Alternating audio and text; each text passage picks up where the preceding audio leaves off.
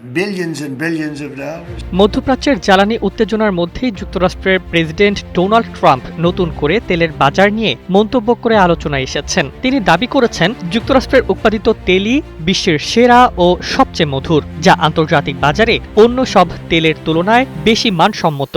We took in the first 2 weeks 100 million barrels. That's a lot. এক বক্তব্যে Trump বলেন, আমেরিকার তেল শুধু উৎপাদনের দিক থেকে নয়, গুণগত মানের দিক থেকেও এগিয়ে। বিশেষ করে শেল তেলের বিশুদ্ধতা ও প্রক্রিয়াজাত সহজতার কারণে এটি বিশ্ববাজারে বিশেষ গুরুত্ব পায় বলে উল্লেখ করেন তিনি। তার মতে, যুক্তরাষ্ট্র চাইলে সহজেই বৈশ্বিক জ্বালানি বাজারে নেতৃত্ব দিতে পারে। বিশ্লেষকদের মতে, ট্রাম্পের এই বক্তব্যের পেছনে রয়েছে জ্বালানি রাজনীতির কৌশল। মধ্যপ্রাচ্যে উত্তেজনা এবং হরমুজ প্রণালী ঘিরে অনিশ্চয়তার সুযোগে যুক্তরাষ্ট্র নিজেদের জ্বালানি শক্তি হিসেবে তুলে ধরতে চাইছে। এতে করে বিশ্ববাজারে আমেরিকান তেলের চাহিদা বাড়ানোর একটি বার্তাও দেওয়া হচ্ছে।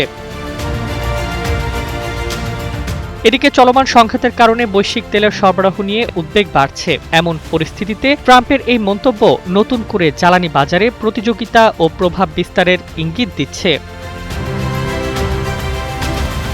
সব মিলিয়ে ট্রাম্পের এই মন্তব্য শুধু একটি সাধারণ প্রশংসা নয়, বরং বৈশ্বিক জ্বালানি রাজনীতিতে যুক্তরাষ্ট্রের অবস্থান শক্ত করার একটি কৌশলগত বার্তা হিসেবে দেখছেন সংশ্লিষ্টরা।